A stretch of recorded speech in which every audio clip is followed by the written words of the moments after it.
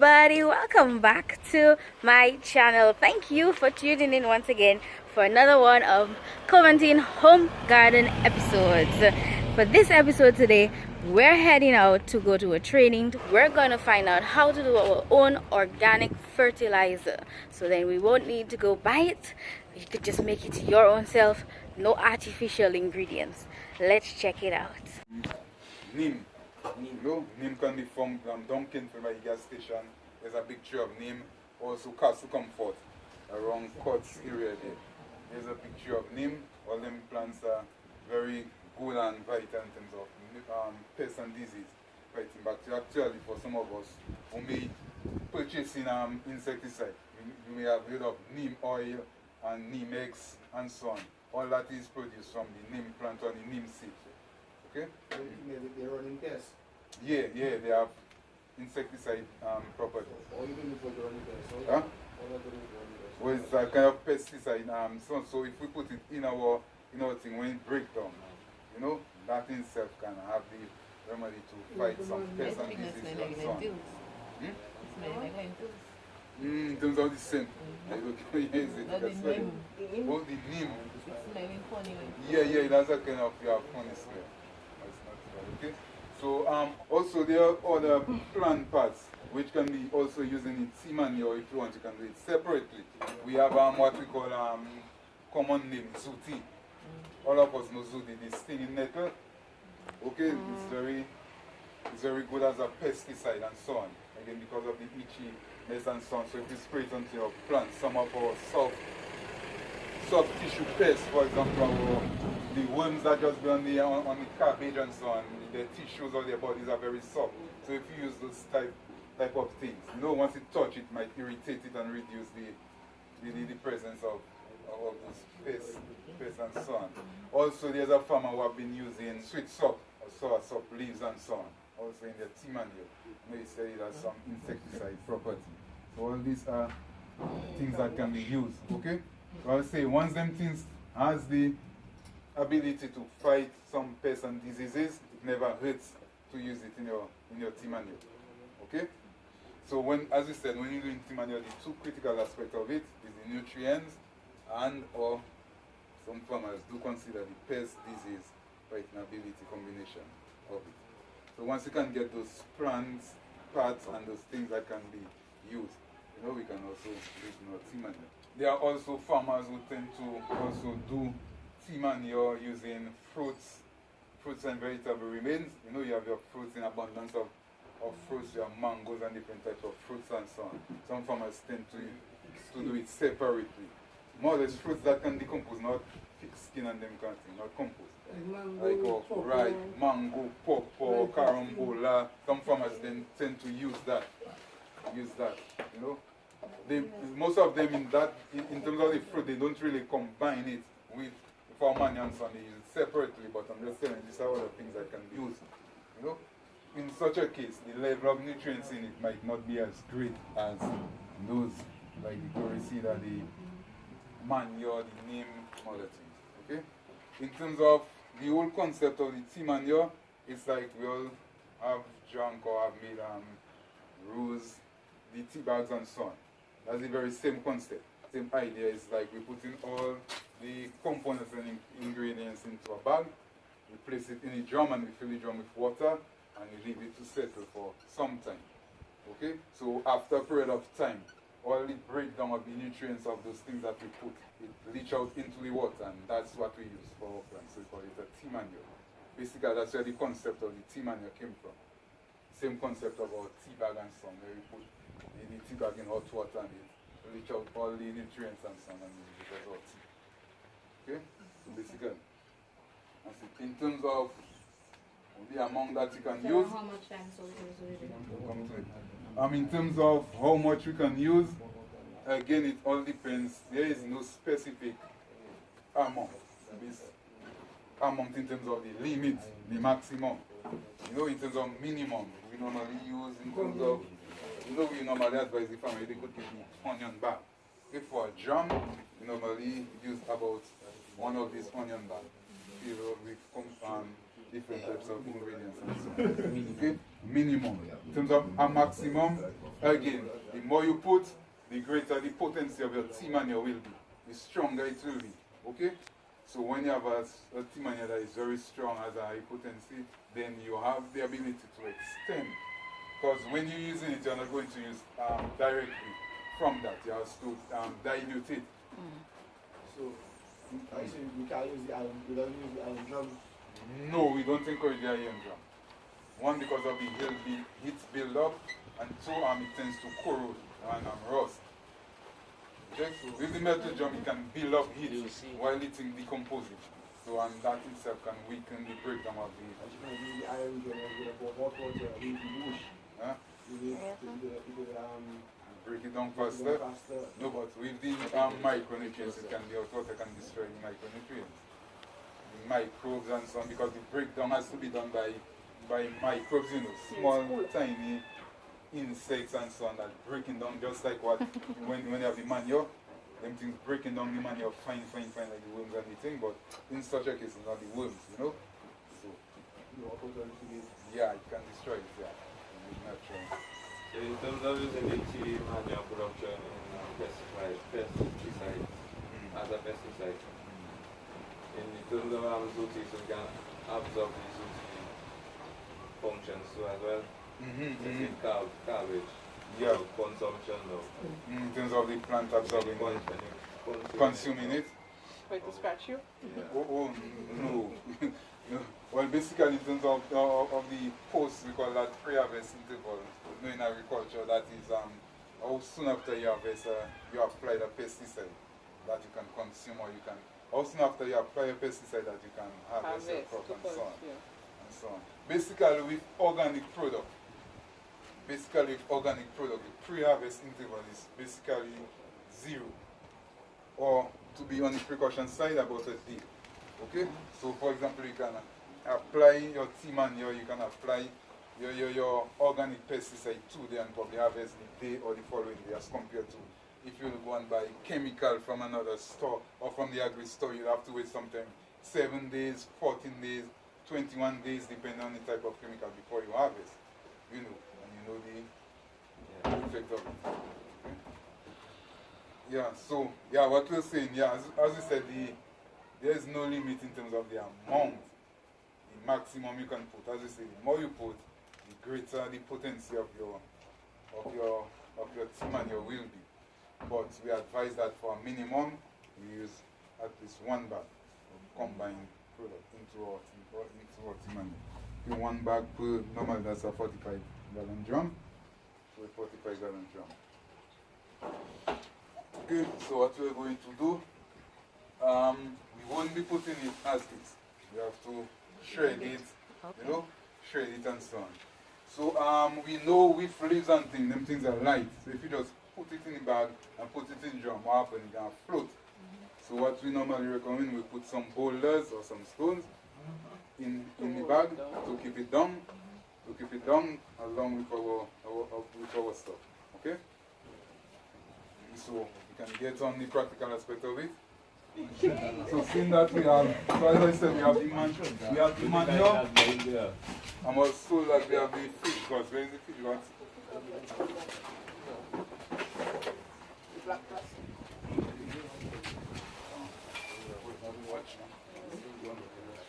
As we say, you're all in a fishing community, so you fellas down there by the fish, you'll have access to enough of that. So enough of that. If you do not have manure, you can still use substitute the fish gut with the glory seed leaves and the fish guts, and that can make up. Okay?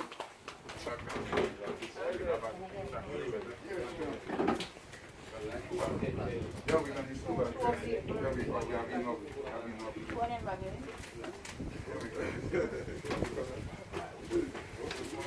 We have problems, we can just use two. Two in a tree. And them small stones, right? Let's see have one of them big stones in that. Yeah. Get one of them bigger stones, right? Something like that, exactly. Boy, You can leave those guys. We can bring one for you. No. Yeah, you can stay. Don't do that.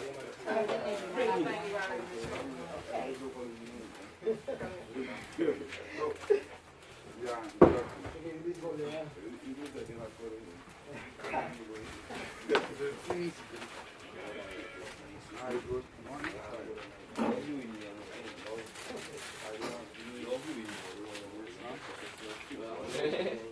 my own support and the side of the renting. Yes, nuts. Yes, everything. Yeah. No problem.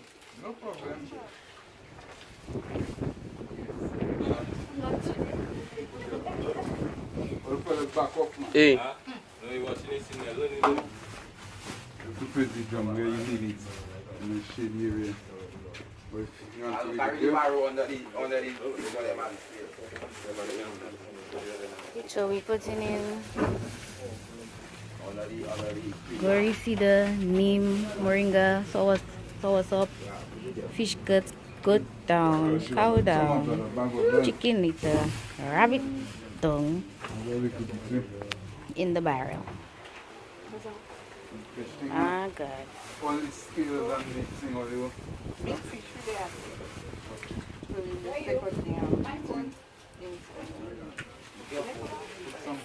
That's all the fish guts.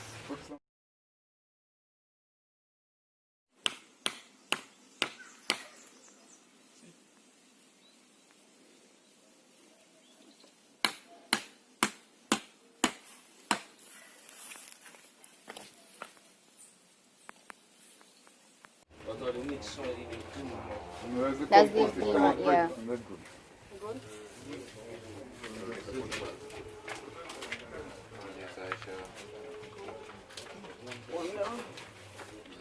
Another bag to go.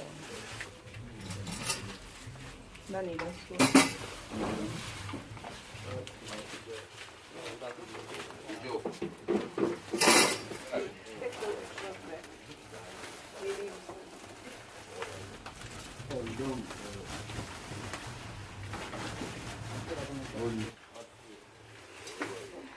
Okay, so after we do that, then we tie our bag, as we say, in the form of the tea bag. So we tie it so that the rope can extend to the end of the drum. Okay. The thing is, we just pull it up.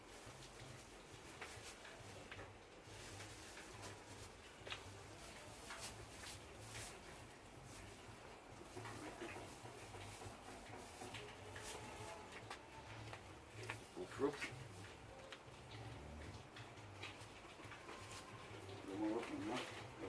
Another one? Let me see that.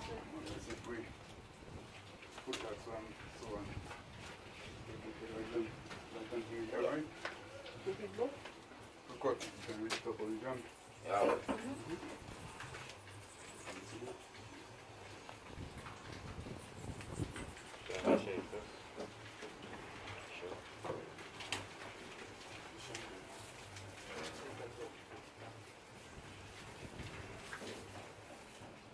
Again, somebody was asking how long we have to make it. Normally, when that is placed in the drum, leave it for a minimum of 30 days.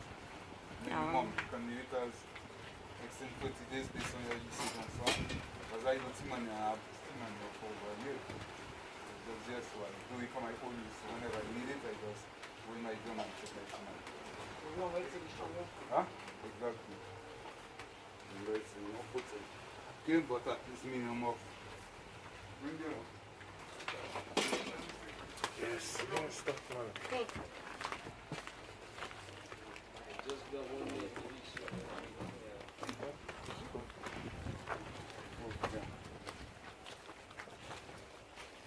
Fully drum with water. Again, we have those nets in again because of the stench that will evolve because of the fish guts and so on. You're going to get some flies coming out. And the flies may tend to go over that and freeze and let go some white things. So we are going to put a net over that so that the flies won't go inside. Especially for a fishman, you're going to create some smell. But after a while, let's say within a week, 2 weeks again, the smell will reduce your diet. So by the end of the month, you have a simplest, so to say, manure. Oh. And that for ventilation. Yeah. Let's open it to wide. So we drop the two in there. And then we, okay. Is there a percentage amount of guts you're supposed to put in it? No, as I say, the more you put, The more the better. Yeah, the potent, the greater the potency, Okay. stronger it will be. Okay. What about dilution? So how would you know? I was just about to ask. So now after 30 days, okay? Mm-hmm. After 30 days, it should be minimum time period. You know, Okay. it should have no stain, nothing, so your tea manure should be ready to use. As a rule of thumb, with normal 1 bag of this of your manure to 1 drum of water, normally recommend that your dilution should be 10 to 1. So if you take off 1 pail 5-gallon bucket of that component, you have to add 10 gallons or 10 buckets of water. Okay. Okay, and then you apply it as a drench or as a spray to your plant. 1 to 10. Yeah. Okay. You can do that every 2 weeks. Okay. You can apply as a drench to your plants or seedling every 2 weeks. Okay. Now, as I said, as we put 2 bags, the potency might be stronger, so you might have to Double the amount. Oh. So it will be 1 to 20. Yeah, 1 to 15 this. Okay. It's on the size of your plant. And then you use it until it finishes, and then you do another set again. And you have more drums, so you can continuously do it. So the compost is not necessary all the time. Because some farmers don't use the fish. Oh. Because they do not have access to it. Okay. But they has manure, they has glory seed and neem and And then you use that. You use it. Okay. So if you have the fish, you just use your leaf plant on your fish. Yeah. Okay. There's a basic rule of thumb where you can, where you can use, where you say 10 to 1. But if you want to be more scientific, you can test your thing and you have to test your soil to see what your soil has, what it's missing, so then you can increase or reduce, So how we test it? How do we test it? Soil? Well, just a sample. And Just take it and put it on the plant. No. No. It has to be scientifically tested. Oh. Nutrients content something which has to be done for a scientific lab and so on. So then we'll bring it to right. And so on, Okay. Find out what nutrients, Mhm. it has what percentage. Okay. We are having some fertilizer, 12% nitrogen, 24% this. Mhm. Okay. And then we'll know. Okay, this one is good for that and whatnot. So that might be high More. nitrogen or that one high in potash. Or to drop the percentage of one or increase another. Okay. Understood. Yeah, the topic of the big one. Well, give to your colleagues as samples, so when they see coaching, when they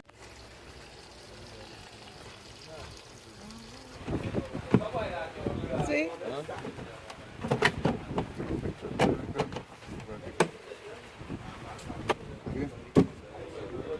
And that's it. Yeah. Next month when we want to check it and In the 40 days time, we just come, open it, take out the 2 bags in there, and then we can use it. just drain it or strain it. Okay. Thank you for the information. It's quite helpful. I will organize to get one done as well. Oh yes. Thank you for inviting me. So this is it to make tea manure. You have your barrel, your bags, for your ingredients. So this I'm definitely going to try, and I'm looking forward to what's going to become of that. But I may have to do some testing because I have to make sure that it is the right percentage of the nitrogen, whatever nutrients it is that the plant has to get. I have to make sure that it is the right percentage, because I don't want to have too much of one and not enough of the other, that kind of thing. So we'll see how that works out. Anyhow, so that was a training session done by the Ministry of Agriculture, and it was I guess impromptu, because I found out about it this morning and they invited me, and I just decided, why not? I'm all about this learning, right? And sharing what I know with everybody. So I hope you all enjoyed, and if you have any questions, you can always call the Ministry of Agriculture or leave a question with me. I can find out, and then I will let you know what it is they say. Anyhow, thanks for tuning in. See you all next time. Don't forget, like, comment, subscribe. You know what to do. Ring that notification bell so you can get more of my videos when I post them. Bye.